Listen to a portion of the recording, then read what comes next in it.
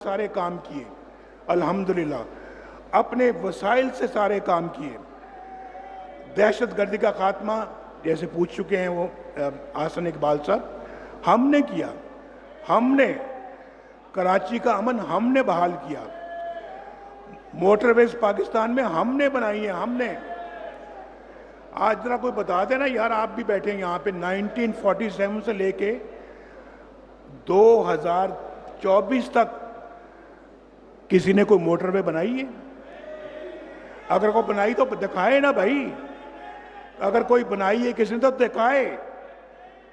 ہم نے بنائی ہے۔ لوڈ شیڈنگ کا اس ملک کے اندر خاتمہ کس نے کیا؟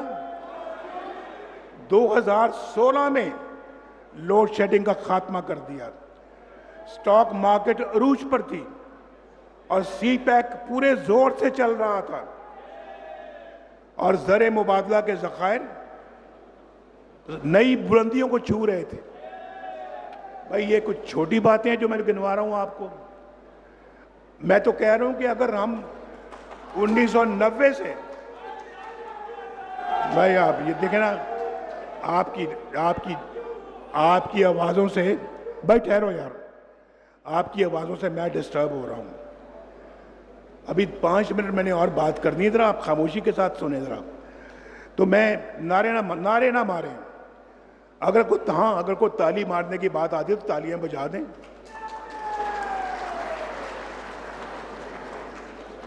لیکن پاکستان کی خوشحالی صرف 4-5 لوگوں نے چھین لی، کروڑوں عوام کو اس خوشحالی سے محروم کر دیا۔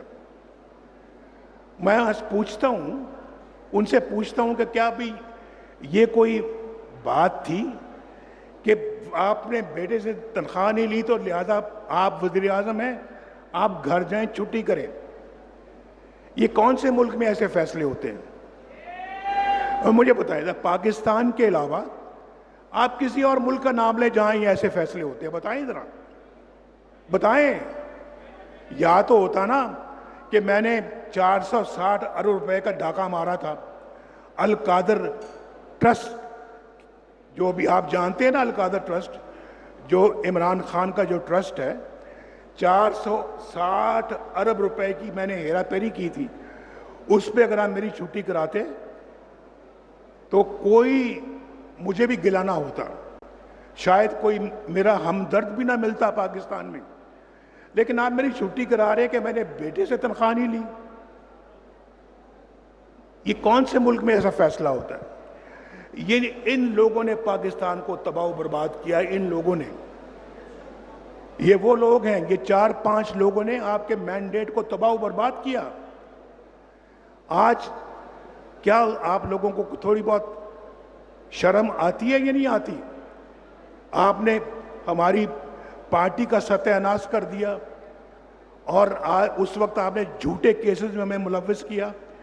150 پیشیاں میں نے بھگتیں، 150 پیشیاں مریم نے بھگتیں، اور ہمیں سزائیں، جھوٹی سزائیں دے دیں آپ نے۔ اور ابھی واپس آئے ہیں تو اعلیٰ عدلیہ نے ان کیسوں کو اٹھا کر باہر پھینکا کہ یہ تو کیس جھوٹے ہیں۔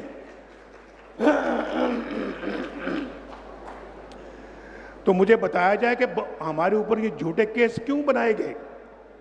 آج عمران خان کے خلاف سچے کیسز ہیں۔ کون سا ایسا کیس ہے جو غلط ہے، جو جھوٹ ہے؟ ذرا مجھے بتایا جائے کون سا ہے؟ اور پھر آپ تو بھائی میں تھوڑا سا اگر آپ کو گنواؤں، آپ نے تو پاکستان کی سیاست ہی ان کے کندھوں پہ بیٹھ کے شروع کی۔ ان کے کندھوں پہ بیٹھ کے آپ سیاست میں آئے ہیں۔ اور آج وہ ٹیپ نکال کے سن لیں، آپ سن لیں کہ میں جا رہا ہوں بھائی وہاں پہ بنی گالہ میں ان کے گھر پر، اور ان کے گھر پہ جا کے میں کہتا ہوں آئے عمران خان صاحب آپ بھی چلیں ہمارے ساتھ، ملک کی خدمت کرتے ہیں۔ مجھے کوئی ضرورت نہیں جانے کی، ہمارے پاس کافی تعداد تھی قومی اسمبلی میں، اپنا ایک مینڈیٹ تھا۔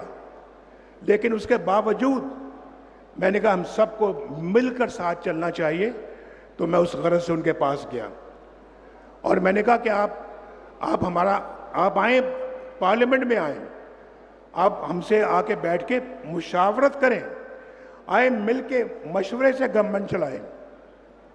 تو انہوں نے جناب آپ کو پتہ ہے انہوں نے مجھے آخر میں کہا اچھا نواز شریف صاحب یہ بنی گالہ کی جو سڑک آتی ہے نا یہ بنوا دیں آپ۔ بنی گالہ کی سڑک میں بات ختم ہوئی۔ میں نے کہا اچھا جی بنوا دیں گے۔ وہ میں اور وہاں پر جا کے وہ لنڈن پلان بنتا ہے دھرنوں کا، آپ جانتے ہیں ساری اس بات کو۔ اور پھر وہاں پر وہ جو لوگ ہیں آپ سن لیں، ایک ہمارے وہ جرنلسٹ ہیں، کیا نام ہے ان کا، مبشر لقمان صاحب، وہ کہتے ہیں میں اس میٹنگ میں خود موجود تھا، بلکہ ہوٹل کا بل بھی میں نے دیا۔ جو وہاں پہ وہ ایک اپنا وہ جرنیل صاحب تھے، ایک مولانا صاحب آئے تھے کینیڈا سے، اور ایک اپنا عمران خان تھے، پھر چودھری پرویز الہی تھے۔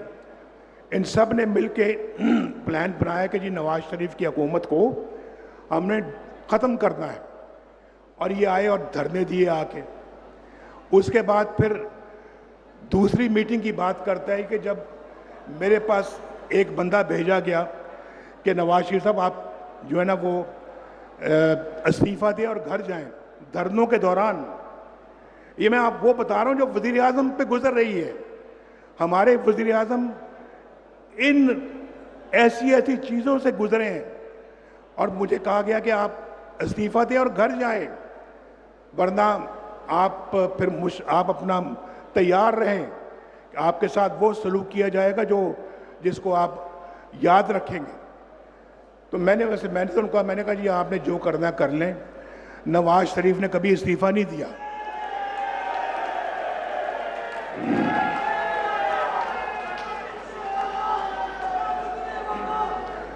تو سن لیں بس بھائی۔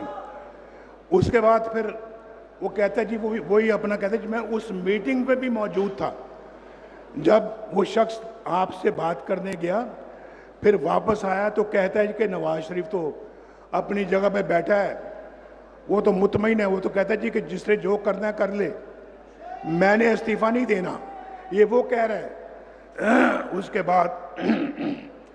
اس کے بعد پھر وہ موصوف جو ہیں وہ یہ کہتے ہیں، میں آپ کو بتا رہا ہوں، وہ یہ کہتے ہیں جی کہ بھائی ذرا دینا اگر وہ کہاں کاغذ، ہاں وہ کہتے ہیں، سن لیں وہی جو لندن گئے تھے جرنیل ظہیر الاسلام، وہ کہتے ہیں کہ ہم نے اپنی خود بات کرتا ہے، سنیں ذرا ملاحظہ فرمائیں۔